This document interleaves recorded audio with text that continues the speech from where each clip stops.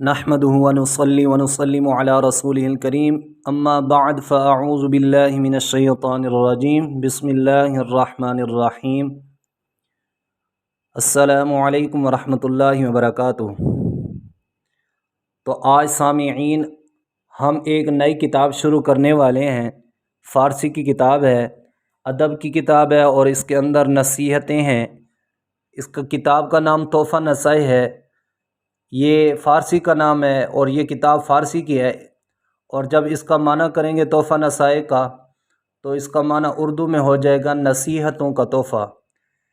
اس کے مصنف جو ہے علامہ سید یوسف حسینی راجہ، اس نے یہ تحفہ اپنے بیٹے کے لیے لکھا۔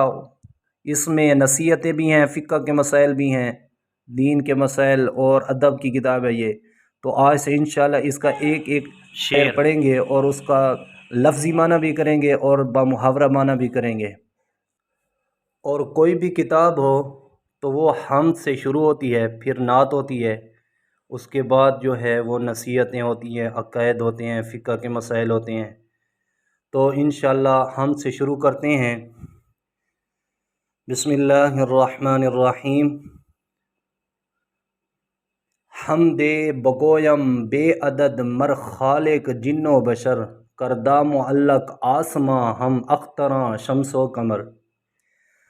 حمد معنی تعریفیں، بگویم میں کہتا ہوں، صیغہ وید متکلم کا ہے، بے عدد مطلب بغیر حساب اور بغیر گنتی کے، مر معنی خاص، خالق معنی پیدا کرنے والا، جن و بشر جن اور انسانوں کا، کردہ معلق یعنی آسمان کو لٹکایا ہوا، ہم اختراں ستارے بھی، سورج اور چاند بھی۔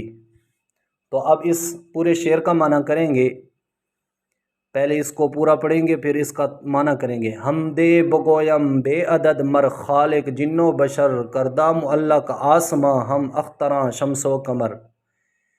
بے شمار تعریف کرتا ہوں میں خاص پیدا کرنے والے اللہ تبارک و تعالی، جن اور انسانوں کے رب، جس نے معلق کیا آسماں بھی، سورج، ستارے اور چاند کو بھی۔ تو انشاءاللہ اس حمد کا اگلا شعر نیکسٹ ویڈیو میں بیان کریں گے۔ تب تک ہمیں اجازت دیجیے۔ اللہ تبارک و تعالی آپ سب کا حامی و ناصر ہو۔ وآخر دعوانا ان الحمد للہ رب العالمین۔